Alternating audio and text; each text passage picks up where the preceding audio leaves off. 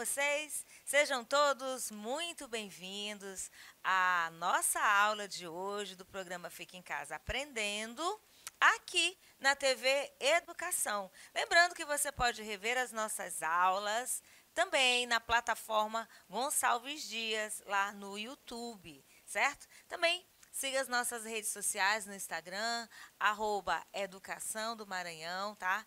Não tem nem tio e nem cedilha. E @plataforma Gonçalves Dias. Estamos lá esperando pelo teu comentário, pela tua sugestão, tá certo? Hoje nós vamos falar de debate. O debate e a construção de competências e habilidades orais.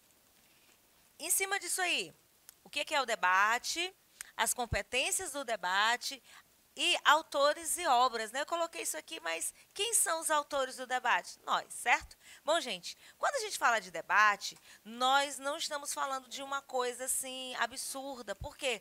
Porque no nosso dia a dia, o que mais acontece é debate. Estamos conversando sobre religião, assunto polêmico, futebol, né, campeonato brasileiro, que é um assunto assim que você, no dia seguinte a um jogo decisivo de um time que está pleiteando aí as cabeças, pleiteando aí o título de campeão brasileiro, principalmente da Série A, né, que é a elite do futebol.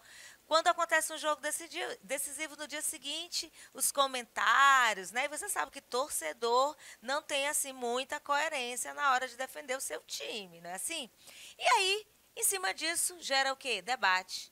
Gera muita polêmica. Eu falei de religião, falei de futebol e, claro, política. São assuntos que no nosso dia a dia nós conversamos, emitimos opinião e, claro, debatemos. Eu coloquei aqui o debate no sentido aqui, parece aqueles que a gente vê quando começa a campanha eleitoral, né? Os candidatos são convidados a se enfrentarem, né? Tem candidato aí que não vai, não tem muito argumento, às vezes, então prefere não ir, não se apresentar. Por quê? Porque é um confronto, um vai soltar aí o podre do outro, isso é muito comum, às vezes parece até um processo de lavação de roupa suja, não é assim?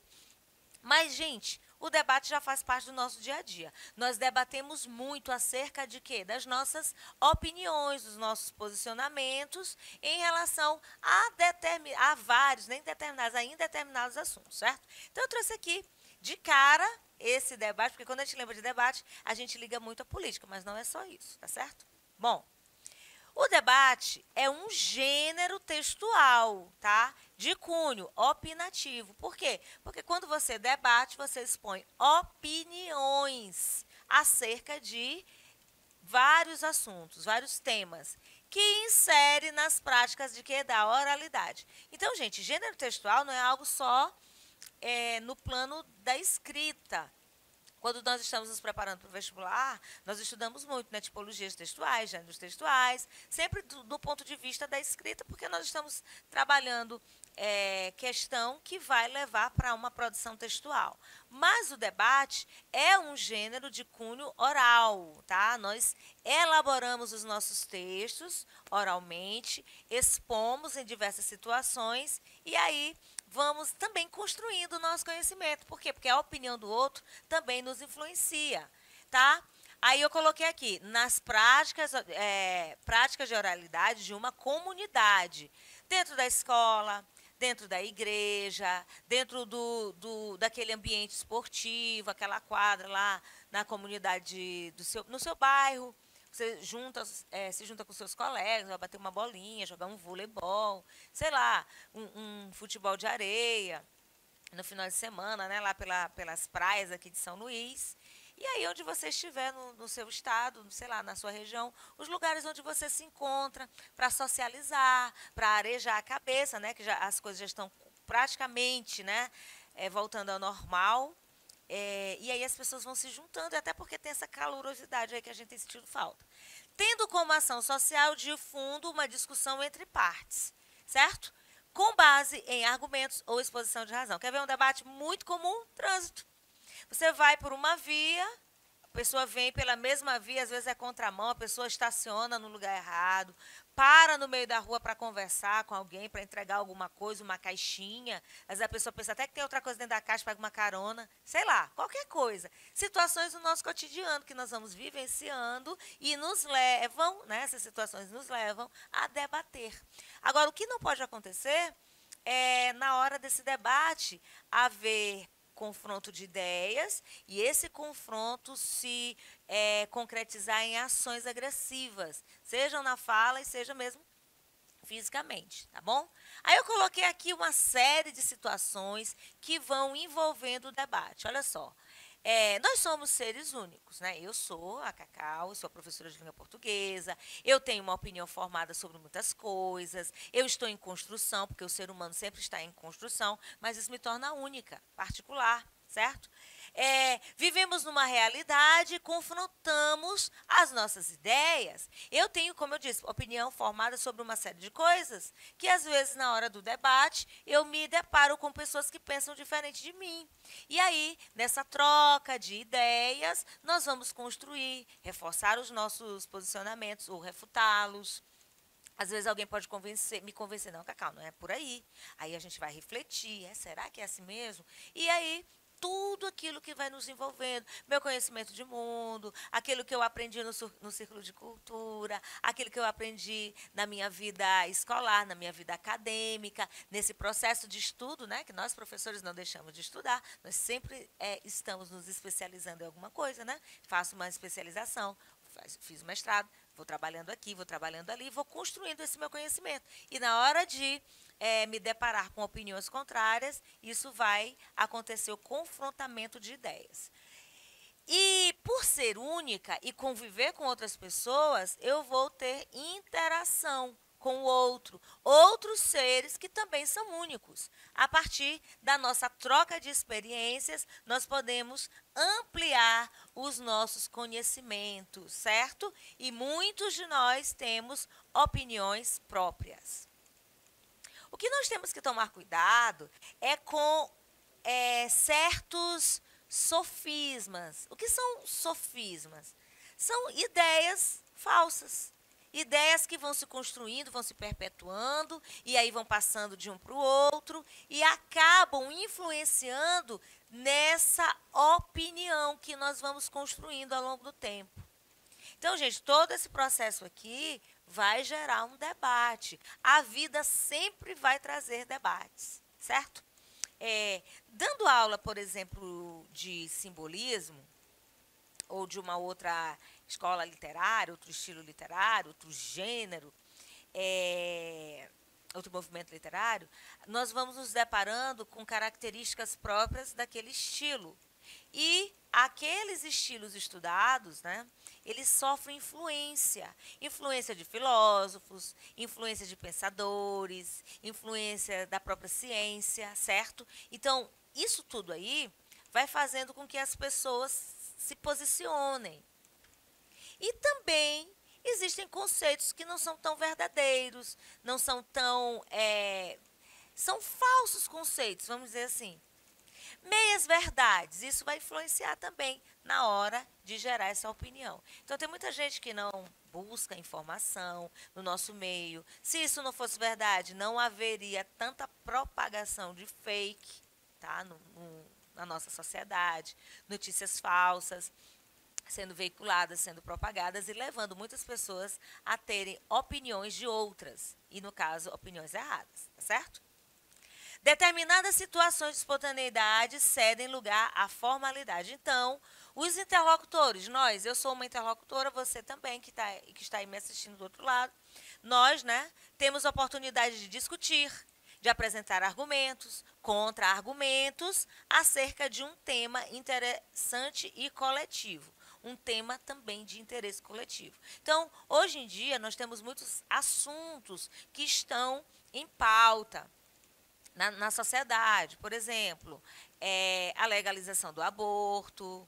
Isso aí é uma coisa muito polêmica, porque vai envolver argumentos de cunho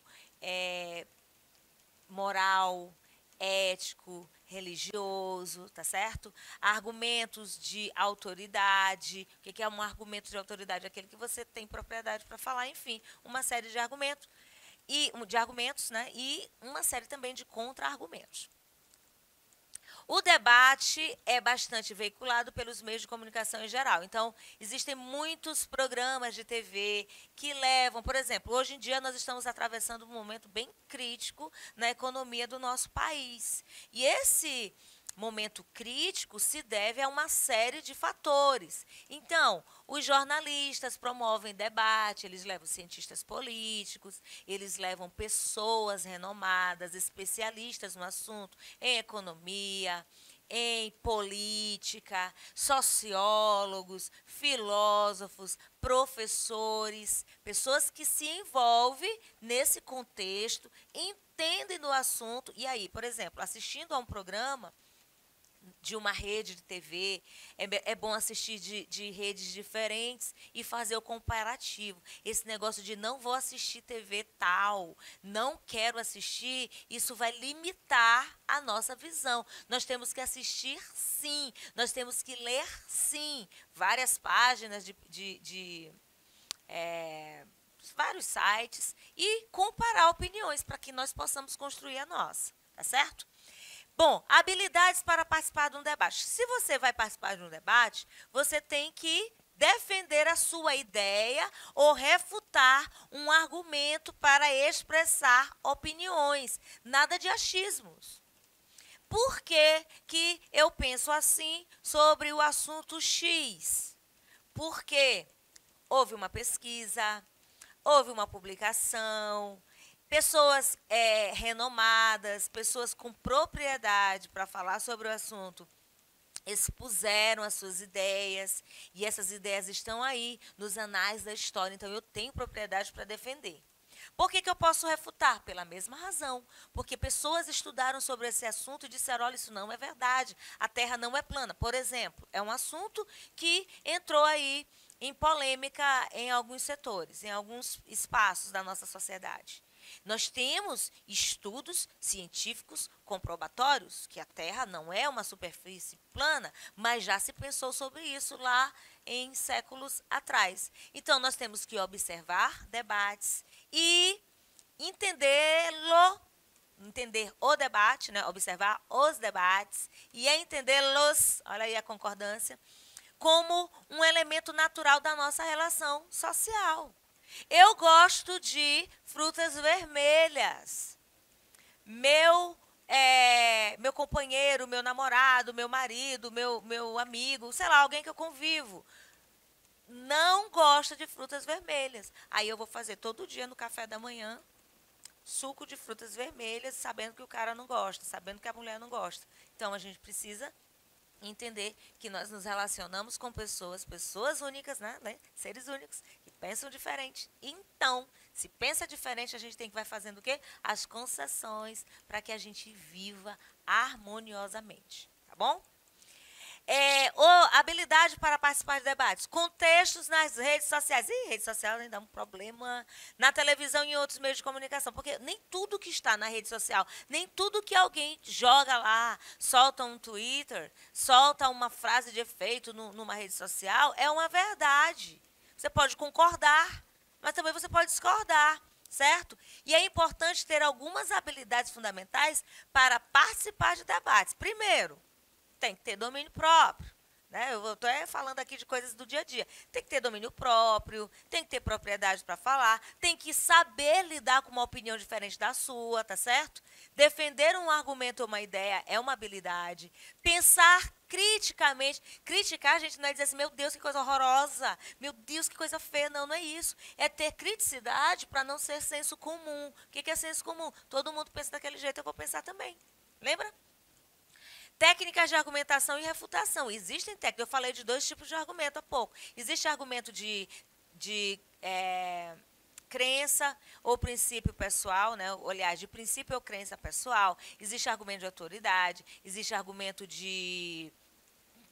com exemplos de citações, Tá? Então, defender um argumento é defender uma ideia, defender uma tese, é defender um ponto de vista. Você vai fazer isso também na sua redação, tá tudo ligado. A argumentação é um recurso que tem como propósito convencer alguém de alguma coisa, para que esse tenha, né, essa pessoa que você convence, opinião ou comportamento alterado, certo? Tem gente que acha que no Brasil a pena de morte daria jeito. Não é bem assim. Pena de morte, eu penso contrário. Eu tenho argumentos para pensar contrário. A historicidade do nosso país, como as coisas funcionam, muita gente inocente pagando, né, de bandido sendo inocente, muito bandido aí pagando de inocente sendo bandido. E aí haveria um maior rigor. As pessoas que ocupam os espaços de autoridade têm propriedade para julgar a ponto de levar alguém à pena de morte. É uma coisa para se refletir. Agora, pensar diferente de mim ou eu pensar diferente do outro não é motivo para agressão, não é motivo para briga. O debate tem que ser bem elaborado, tem que ser, as coisas têm que ser discutidas, devem ser discutidas de forma harmoniosa, de forma saudável, tá bom? Olha aqui os tipos de argumentos que eu falei há pouco. Citação.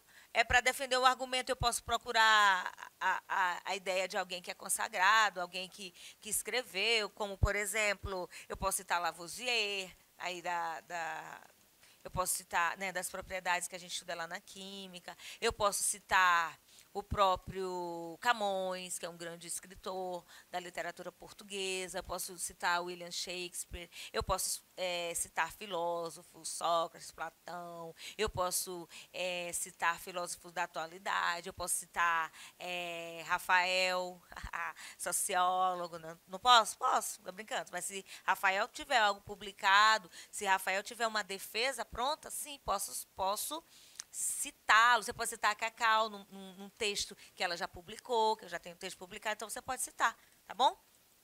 Você pode comparar quando você tem informações apresentadas com dados, com estatísticas, com percentuais, tá certo?